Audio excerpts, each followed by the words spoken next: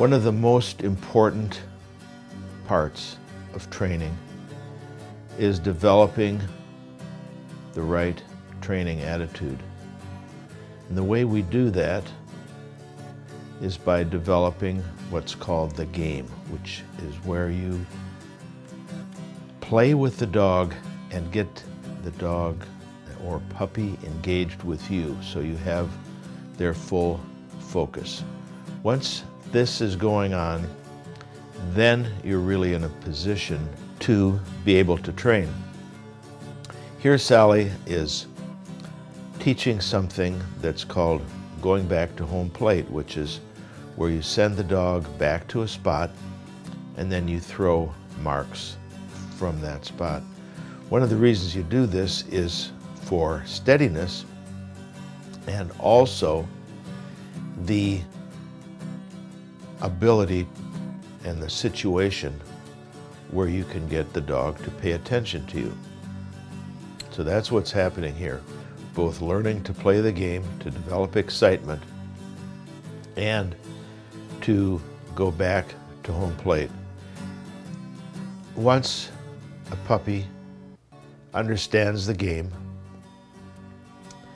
and learns to sit and focus on you, then you can begin what is called the traffic cop. The traffic cop is the beginning of steadiness, of sitting while you do other things, while there are other distractions going on. Go back and forth between the traffic cop and playing the game.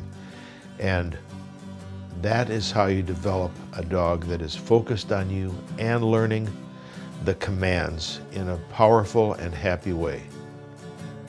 While all of this is going on, you have to do other things that involve spending time with the dog. And one of the best ways to do that is by going on a lot of walks where it's just you and your dog, where you're developing this bond that makes the training process a lot easier. During this time, a dog has to be free and able to play and run and jump and do whatever it wants to do. Puppies also need a lot of time just to play. Play with you, play with other dogs, and learn to be social critters.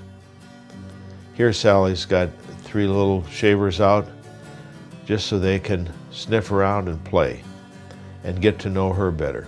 The other thing that puppies need very much is to have a home, a place to live, a family. And here Sally is taking one of her little pups and is giving it some playtime in the house. It looks like just play, but also it's learning to engage with Sally and also to play and retrieve. There is no substitute for this. Many pups languish in kennels without enough attention, and they just never seem to develop in a proper way. It'd be like taking a little child and locking him up in a closet until he was 2 or 3 years old. As dogs mature, then you can develop some of the other parts of the training process. Retrievers need to learn to have a great water attitude, and here Sally is doing that with a very dynamic young chocolate.